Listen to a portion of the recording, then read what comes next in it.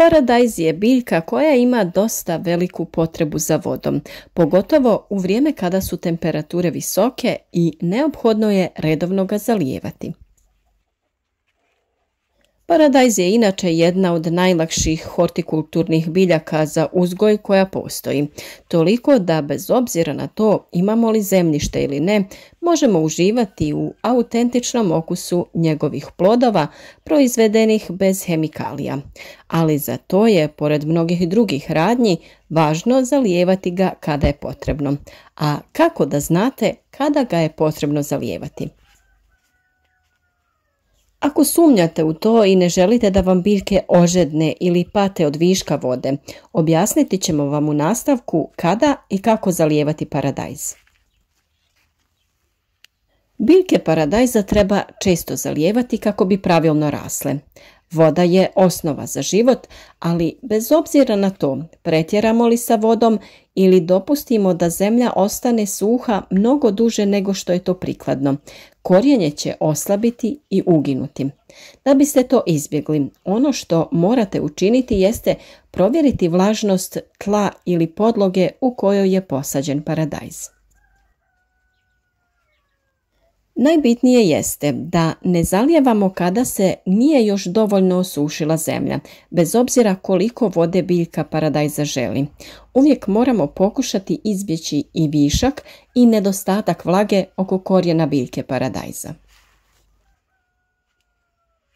Razmislite malo o tome. Kako se osjećate kada pijete puno vode u jednom ispijanju? Uzrujani ste, boli vas stomak. Dogodilo vam se to što ste žedni se vratili kući i popili pola litre vode odjednom. Nakon nekog vremena požalili ste što ste toliko popili za tako kratko vrijeme. E pa, nešto slično se događa i sa biljkama. Očito biljke neće boliti trbuh iz očiglednih razloga, ali mora se imati na umu da im korijenje može biti oštećeno. Ako su u stalnom kontaktu sa vrlo vlažnom zemljom, na kraju će se prije ili kasnije ugušiti doslovno, ostati će bez kisika i oslabiti će. I to će biti upravo ono što gljivice traže. Ti se mikroorganizmi razmnožavaju u ovoj vrsti okoline, vlažnoj, a ako je i toplo, naša će biljka rizikovati da se razboli. Ukoliko želite saznati više o detaljima i savjetima kako uzgojiti zdrave i plodonosne biljke paradajza, svakako zapratite naš kanal koji je stvarno neiscrpna riznica uputa i video prikaza kako se to radi. A šta učiniti da pravilno zalijevamo biljke? Jednostavno je.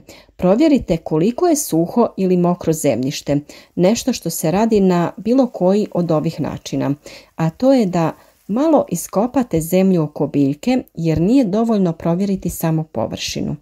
Također, korištenje digitalnog mjerača vlage je korisno. Sa njim ulazite na različitim mjestima u zemlju i možete biti sigurniji u samu vlažnost tla. Jednako važno kao i učestalost jeste i dobro zalijevanje. Zbog toga je neophodno koristiti sistem za navodnjavanje. To je zaista pogodno s obzirom na vrstu ove kulture. Na primjer, ako su biljke paradajza u vrtu, idealno je instalirati sistem navodnjavanja kap po kap, budući da će nam omogućiti da istovremeno imamo dobro zalijevane biljke, a samim tim ćemo izbjeći bespotreban gubitak vode. Suprotno tome, ako su vaše biljke u saksijama ili teglama, savjetuje se da ih zalijevate vodom za zalijevanje i da ispod njih stavite tanjur. Na taj način eventualni višak će da izađe na dno i biljka će biti bezbjedna.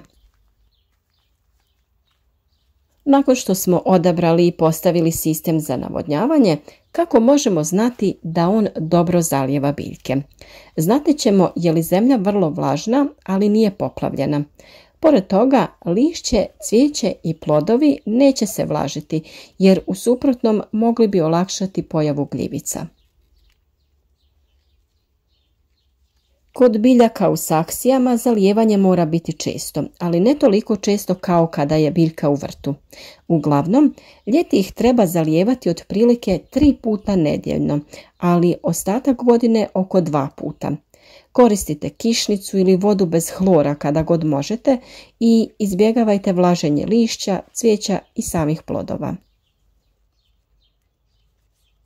Ukoliko ispod imate tanjirić, za prevenciju je poželjno da redovno uklanjate višak vode. Na taj način malo vjerovatno da će se biljke zaraziti gljivicama. Sa druge strane, biljke u vrtu morati ćete češće zalijevati. Tokom ljeta može biti potrebno svakodnevno ih zalijevati. Ako je okoliš vrlo suh i topao, tada će se zemlja brzo isušivati. A u proljeće manje ih zalijevajte, otprilike 2 puta sedmično ili manje. Tokom ljetnih mjeseci najmanja količina vode koja se treba koristiti jeste 1 litra po posađenoj biljci dnevno. Ukoliko svi uslovi ukazuju da je zemlja i dalje dosta suha, tada zalijevajte ujutro i uvečer, također koristeći 1 litru po biljci u svakom zalijevanju. Zalijevanje se naravno obavlja postepeno ujutro i uvečer kada nije jako vruće i kada su zemlja i zrak slične temperature. A kako bi vaše biljke bile zdrave i otporne na bolesti, na našem kanalu pogledajte videe kako ih održavati, sa čim tretirati. Imate video u kojem je detaljno opisano kako koje oboljenje izgleda i kako ga prepoznati.